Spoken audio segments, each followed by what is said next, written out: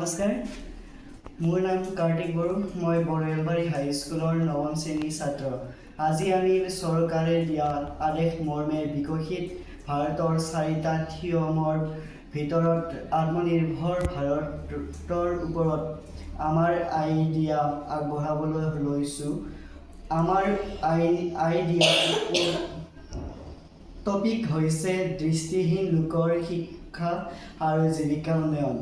ইয়াৰ উদ্দেশ্যসমূহ হৈছে দৃষ্টিহীন লোকৰ শিক্ষা আৰু জীৱিকা উন্নয়ন, সমাজত তেওঁলোকৰ অন্তৰ্ভূমি আৰু স্বনিৰ্ভৰতা নিশ্চিত কৰা, AI আৰু ভইচ টেকন'লজিৰ মাধ্যমেৰে সামাজিক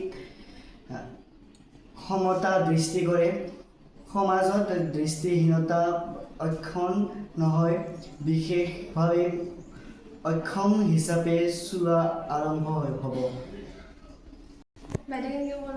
নমস্কাৰ, মোৰ নাম অনামিকা ৰাভা। ইয়াৰ সমস্যাবোৰ হৈছে দৃষ্টিহীন ছাত্ৰ-ছাত্ৰীয়ে সাধাৰণ বিদ্যালয়ত শিক্ষা গ্ৰহণ কৰিবলৈ বহুতো কষ্ট পায়। ব্ৰাইল বা স্পৰ্শযোগ্য শিক্ষা সামগ্ৰীৰ অভাৱ, অডিঅ' বেছ লাৰ্ণিং ছিষ্টেম খুব সীমিত, ভোকেশ্যনেল ট্ৰেইনিং বা স্কিল ডেভেলপমেণ্ট প্ৰশিক্ষণৰ অভাৱ। নমস্কাৰ, মোৰ নাম শ্ৰী কৰ্ণজিৎ শৰণীয়া। ইয়াৰ সমাধানবোৰ হ'ল voice navigation system, AI video' vocal guide যি GPS-ৰ সহায়ত ৰাস্তা চিনাক্ত কৰাত সহায় কৰিব।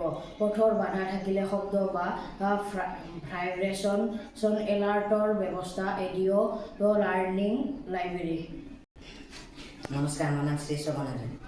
ইয়াৰ সমাধানবোৰ হ'ল শিক্ষানুষ্ঠানসমূহত দৃষ্টিহীন ছাত্ৰ-ছাত্ৰীৰ শিক্ষা, সমাজ আৰু ডিজিটেলমুখী কৰিবৰ বাবে স্মাৰ্ট বোৰ্ড পেড প্ৰস্তুত কৰা, ভইচ বেছ কম্পিউটাৰ লেব য'ত স্ক্ৰীনৰ সলনি ভইচ পাঠ আউট